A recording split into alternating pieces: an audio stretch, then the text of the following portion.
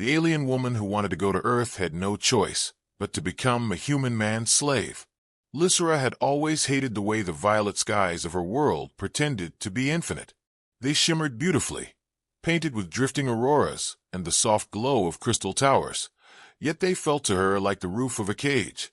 Every time she looked up, she swore she could hear the walls closing in. Her people told her that her place was here, singing in the caverns, bowing to the traditions, marrying who the council selected, producing children with ears as long as her own. Instead, she whispered to the stars when no one was listening, promising them she would someday see Earth, the strange and lawless world she had glimpsed only in transmissions. The problem was simple. Interstellar passage was expensive. Not just expensive in the way a fine gown might be, but expensive in the way a small moon was. Utterly impossible for someone who had spent her savings on broken equipment and smuggled novels about Earth's oceans. Lysera had options, technically, but none of them were good. Sell her jewelry? Worthless. Sell her family's honor? Already had. Sell her freedom? That was the only offer left on the table, and the one made by Marcus, a human trader whose reputation smelled faintly of smoke and fraud. He was waiting for her in a dingy docking bay, leaning against the hull of his ship as if it were some noble beast, rather than a lopsided freighter held together by patches of weld and what looked like hope mixed with chewing gum. Marcus had the kind of face that suggested he told lies for fun and a grin that implied he was about to sell her a vacuum in space. His clothes didn't help either, patched in places that weren't supposed to be patched, and a long coat that flared dramatically when he clearly thought people were watching. "You want Earth," he said, as if she'd walked up begging for a ride to the nearest marketplace. "Lucky for you, I happen to be headed there. Passage is cheap if you pay in service. Simple contract. You work for me. I keep you fed, clothed, and most importantly alive. I'm very good at that last part. You, on the other hand, look like you bruise in a strong breeze." Lysera's long ears flicked upward in irritation. "So you want me as your servant? Do you provide uniforms, or am I expected to wear rags for authenticity?"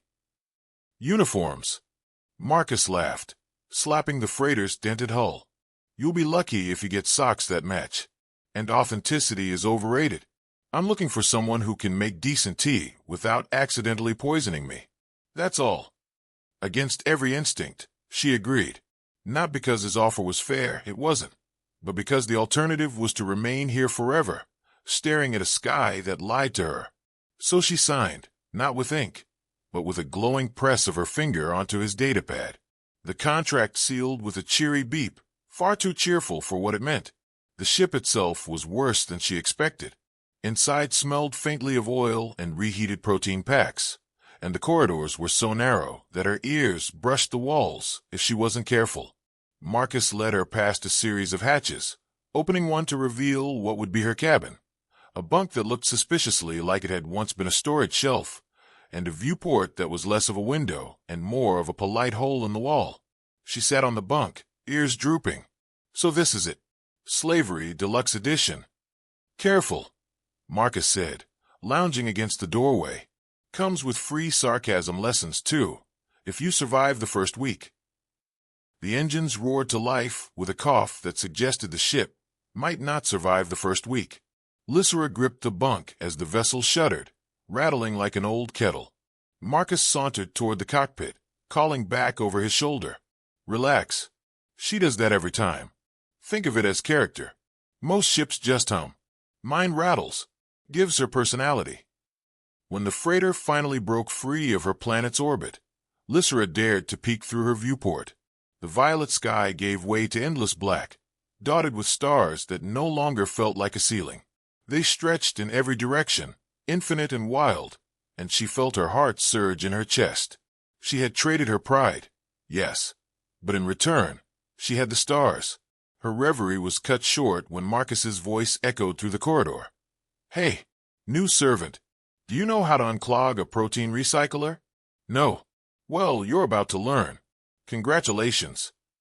Lysera buried her face in her hands, long ears drooping over her fingers. She had crossed the threshold of her greatest dream only to discover that it came with plumbing duties. She swore quietly in her own language, inventing new insults for humans in general and Marcus in particular. Somewhere in the cockpit, he laughed, as if he knew exactly what she was saying. And so began her servitude. One clogged recycler, one mismatched pair of socks, and one human who snored like a collapsing reactor. Yet as the stars shimmered outside, she whispered again to them, telling them she was on her way. She had promised she would reach Earth, and no contract, no arrogant traitor, no broken ship would keep her from it. Not even if she had to unclog every recycler in the galaxy to get there. Lysera quickly discovered that servitude aboard Marcus's ship was less about dignity and more about survival. Hers, his, and occasionally the ship's. The first morning, if it could be called morning in the endless dark of space, she was woken not by a gentle chime or the soft glow of artificial lights, but by Marcus bellowing down the corridor. "Rise and shine, servant. The recycler's bubbling again. Either it's making protein or it's attempting a coup. Either way, I'm sending you in." She dragged herself from the bunk, ears drooping, muttering in her native tongue that if the machine wanted to revolt, it had her blessing. When she arrived, Marcus was crouched nearby, holding a wrench like a man preparing for war. The recycler hissed ominously. "Go on," he said, shoving the tool into her hands. "You've got nimble fingers. Besides, the last time I tried fixing it, I ended up smelling like recycled carrots for a week." Lysera knelt reluctantly and opened the panel. A rush of steam escaped, followed by the faint odor of something that might once have been food. She wrinkled her nose and got to work, her long ears twitching with each spark of static. Somehow, she managed to stop the bubbling, though she emerged looking like she had lost a fight with a soup kettle. Marcus grinned. "Congratulations, you've been promoted to Chief of Plumbing. The salary is exactly the same, 0 credits." Her glare could have melted steel. "One day, I will poison your tea. Make sure it's after we reach Earth. I'd hate for you to ruin my chances with the local taverns." That became their rhythm. She complained, he joked, and somehow between the two, the ship kept flying. Lysera cleaned, repaired, fetched tools, and endured Marcus's endless explanations about human culture. He insisted she watch ancient Earth comedies with him on the holoscreen, laughing so loudly at the antics of a man slipping on a banana peel that the ship's AI asked if he was in distress. The AI, incidentally, had been another surprise. Its voice was dry, sardonic, and clearly tired of Marcus. "Captain," it often said, "your plan has a 72% chance of catastrophic failure. Shall I prepare your epitaph?" Lysera quickly developed a fondness for the machine, finding it the only sane companion on board. Her opinion of Marcus shifted slightly the day pirates attacked. They were drifting through the Kuiper Drift, an asteroid field littered with old mining rigs, when alarms blared. Marcus cursed, running for the cockpit, while Lysera stumbled after him. On the view screen appeared a cluster of sleek vessels, painted with neon streaks that pulsed like the wings of poisonous insects. "Lovely," Marcus muttered. "Space mosquitoes." The pirate captain hailed them, appearing as a scarred face, with too many teeth. "Traitor Marcus, hand over your cargo, or we turn your ship into scrap." Marcus glanced at Lysera. "Well, technically, my only cargo is you. Do you think they take servants as payment?" Her ears shot up. "Try it and I'll throw you out the airlock myself." The pirates began charging weapons. Marcus started fumbling with controls, muttering about how the ship wasn't built for combat. Lysera shoved him aside, her long fingers darting over the panels. She rerouted power, locked shields, and redirected the communication array. Then, with a wicked grin, she opened a channel back to the pirates and unleashed a stream of insults in her language, words sharp and musical enough to sound terrifying even without translation. The pirate captain blinked, frowned, and then burst out laughing, before cutting the channel and retreating. The fleet peeled away into the darkness, leaving only the echo of Lysera's voice. Marcus stared at her as though she'd grown a second head. "What in the stars did you just say?" I described in detail what happens when a slime bat mates with a vacuum pump. Apparently, your criminals are sensitive. He let out a low whistle. "Remind me never to get on your bad side. Actually, too late. I'm already there. But still. From that moment, his attitude shifted.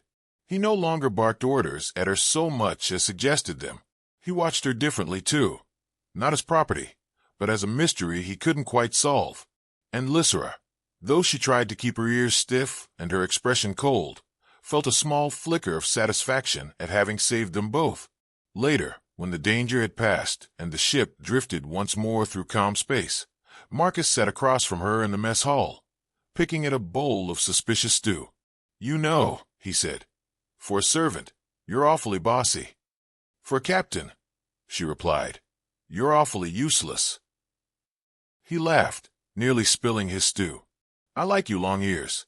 Remind me again why you signed that contract." She looked away, her eyes on the stars outside the viewport. "Because Earth is worth it." Marcus tilted his head, studying her. For once, he didn't reply with a joke. He simply nodded, as if filing that truth away for later. The silence that followed was almost comfortable, until the AI spoke up. "Captain, your stew is beginning to emit radiation. Shall I eject it into space?" Lysera smiled for the first time since boarding the ship, ears flicking upward in amusement. Marcus groaned, muttering something about traitorous machines, and for the briefest moment, the weight of her servitude didn't feel quite so heavy. Lysera had expected the days after the pirate attack to return to monotony, but instead she found herself unsettled. Marcus no longer treated her like cargo that could walk and talk. Instead, he asked questions. Not the kind she wanted to answer, either. He wanted to know about her childhood, her people, why her ears twitched every time she was annoyed. The first time he asked, she tried to distract him with sarcasm. "My ears twitch because your voice is offensive to the laws of physics." But he just grinned, leaned back in his chair, and said, "Physics has been offended by me before. Still waiting on the lawsuit."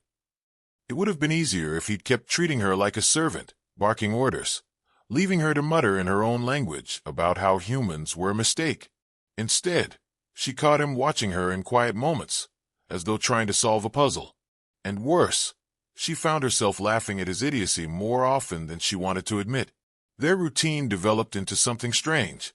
Marcus still snored like a collapsing engine, and she still unclogged more pipes than any self-respecting traveler should, but they spent more time together in the cockpit.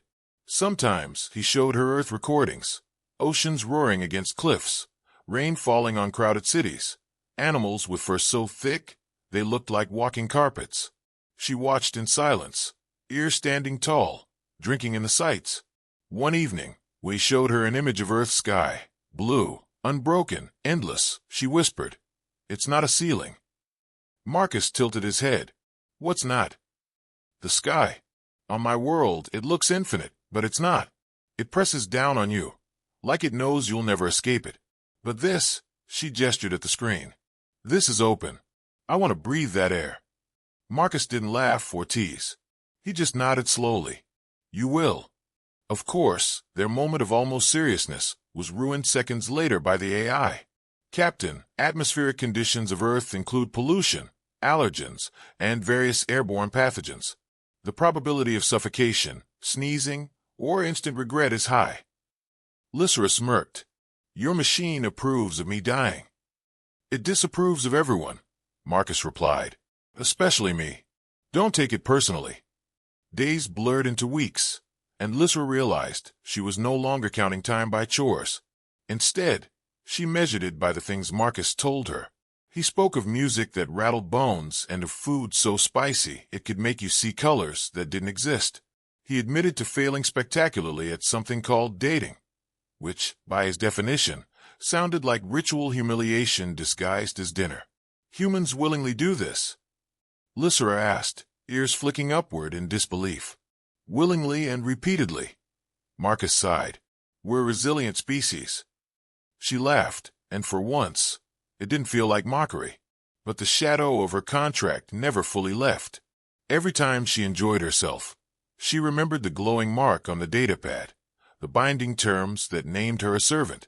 She told herself it didn't matter, that she had chosen this, but the weight of it pressed on her chest in quiet hours. One night, she found Marcus tinkering with a busted navigation panel. Sparks rained down as he cursed under his breath, his usual confidence replaced with frustration. She leaned against the doorway, arms crossed. For a captain, you're awfully bad at fixing your own ship. He looked up, scowling through grease smudges.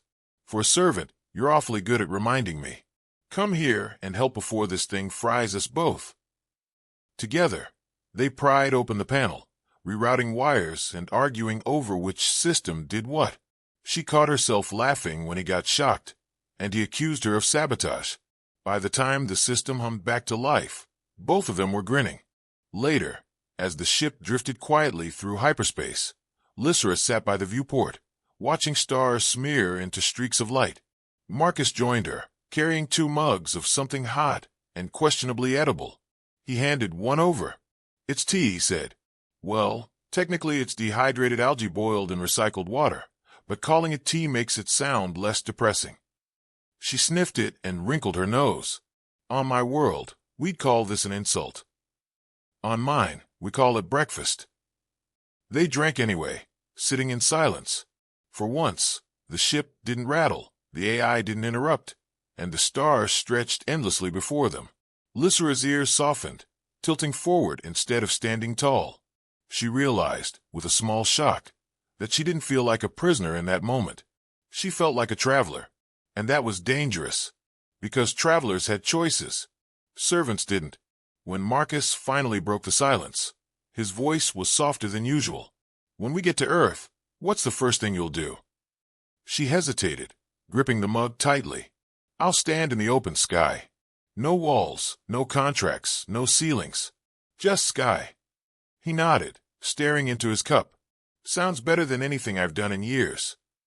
Lysera turned her head toward him, studying the man who had chained her freedom, yet somehow given her stars. She wanted to hate him. She almost did. But as the streaking lights of hyperspace wrapped them in silence, she realized she didn't know who was enslaved anymore, her or him. The AI broke the stillness with perfect timing. Captain, your so-called tea has corroded the mug. Shall I dispose of both beverage and servant for safety reasons? Marcus groaned. Lysera laughed, ears trembling with mirth. For just a heartbeat, the weight in her chest lifted. The closer they drifted toward Earth, the more restless Marcus became. He paced the corridors like a man preparing for Judgment Day, muttering about permits, docking fees, and the kind of inspections that could make a smuggler sweat through 3 layers of clothing. Lysera noticed, of course, and took every opportunity to jab at him. You've been chewing your nails, she said one morning, watching him gnaw like a nervous rodent. Are human captains always this dignified before landing? He snapped his hand away from his mouth. It's called strategy. I'm intimidating the inspectors with a raw display of stress. The ship's AI chimed in dryly. Captain Marcus, your pulse is elevated, your breathing irregular, and your grooming habits unacceptable. Shall I recommend asylum? Lysera smirked. At least one intelligent being on this ship has noticed. When Earth's patrol vessel finally hailed them, Marcus forced a grin, so wide it looked painful. The screen flickered to life, with a stern officer glaring back. Trader Marcus, identify cargo and crew for inspection. Marcus's hand hovered over the console, and Lysera could almost hear his brain spinning lies, like a hyperdrive on overclock. At last, he gestured grandly toward her. This is my co-pilot. Highly trained. Invaluable. Could probably fly the ship better than me. Lysera nearly choked, but the officer's eyes narrowed suspiciously. She doesn't look registered. Where's her certification? Certification. Marcus laughed too loudly. Oh, you know how it is. Paperwork gets lost in hyperspace all the time. But let me assure you, she's the finest officer I've ever employed. Lysera folded her arms, ears twitching. Captain, permission to address the officer? Marcus glanced at her in panic. Sure, co-pilot. Keep it professional. She stepped forward with the most serious expression she could manage. Officer, I apologize for my captain's incompetence. He's barely qualified to tie his own boots, let alone file proper documents. If you'd like proof of my role, I'll be happy to demonstrate by ejecting him from the nearest airlock. The officer blinked. Marcus tried not to choke. The AI cut in smoothly. For the record, she has my full support.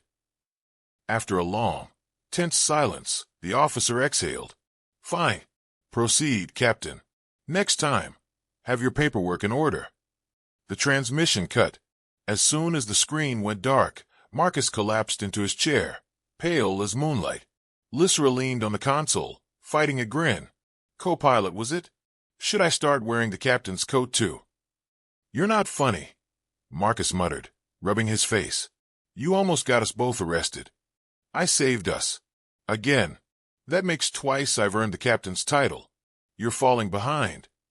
He groaned, but she caught the corner of his mouth twitching upward. The ship descended toward Earth's orbit, and the first view of the planet filled the viewport. Blue ocean sprawling like spilled paint, clouds curling white and soft, continents sprawling in shades of green and brown. Lysera pressed her hands to the glass, ears trembling.